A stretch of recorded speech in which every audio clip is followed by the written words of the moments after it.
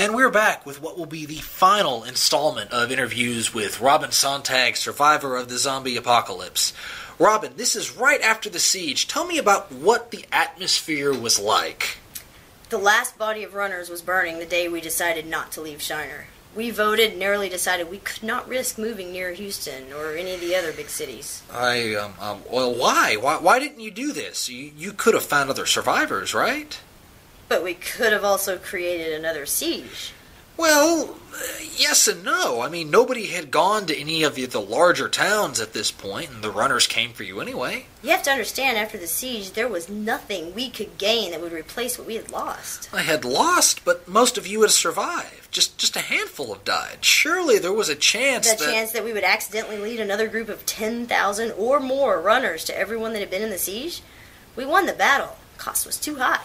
Well, this law, the travel ban on Shiner, it was lifted 10 years after it was passed. All that was found when you went to some of these towns were bones and skin and... I'll get to that part. This is supposed to be my story, remember? You wanted me here so I could tell you what happened. I'm almost done. There's not that much more to say. I see. Well, I'm sorry. Yeah, I know you are. The siege had cleared out most of the resources in Shiner. Not only that, most of the local wildlife had disappeared. We'd hunted some before, but there would not be any more hunting for another year or so. The land in the area was ready to be farmed, so that was a small blessing. We took out the cotton and replaced it with wheat. We fished a lot. We set traps for anything that could be eaten and or bred. We had hutches for rats, rabbits, cats even, creating a constant source of meat. The following year, many people came close to dying of starvation and disease, but somehow we made it through, and every year since it's been just a little bit better. That's true, but, there was food in the nearby big towns. I mean, you ever think anyone got tired of eating rat and wanted to sneak away? Up to my knowledge, no. There were only a few laws in town. There were only 2 punishments. First of which, minor crimes, was to have the guilty party walk around with a cardboard sign, crime written on it in marker. We didn't have any food, damn it, but we had cardboard. And the second?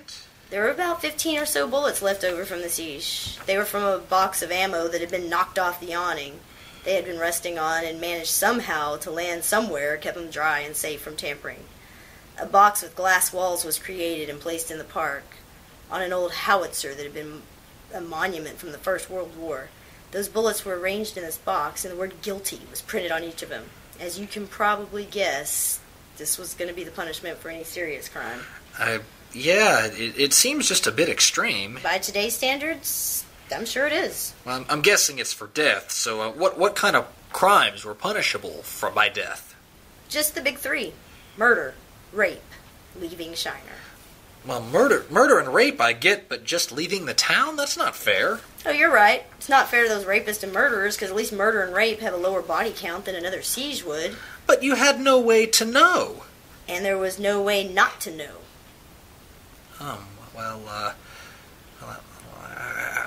I guess I see your point. It doesn't matter if you do or don't. All 15 bullets are still there today. We learned to farm, and after a while, the game animals came back. People were born, people died. With a growing population, the laws and borders of Shiner began to change. Every now and then, a few zombies would make it in town. At first, they were runners, but after the first anniversary of the siege, the zombies had decayed to the point where most intact ones were able to walk.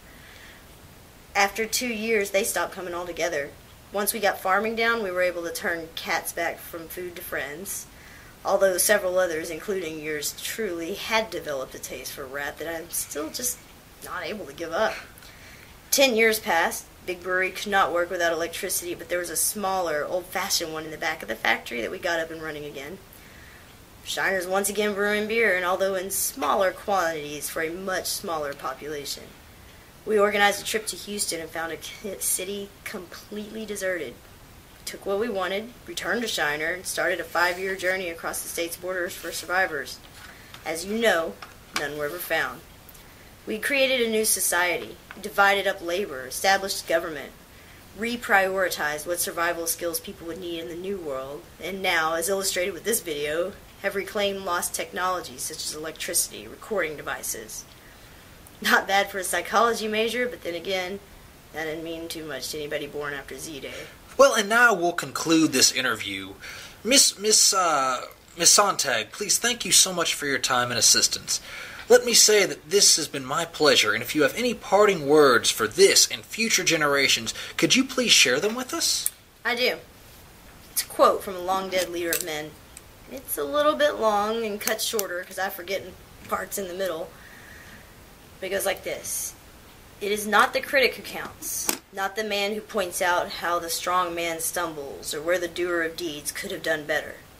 The credit belongs to the man who is actually in the arena, who, at the worst, if he fails, at least he fails while daring greatly, so that his place shall never be with those cold and timid souls who never knew victory nor defeat.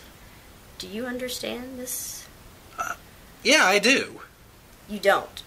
You don't, and unless you've been where I have been, you never fucking will. Well, thank you very much, Miss Sontag. I appreciate you taking the time to come and see us, and this will conclude our series of interviews. Thank you all very much.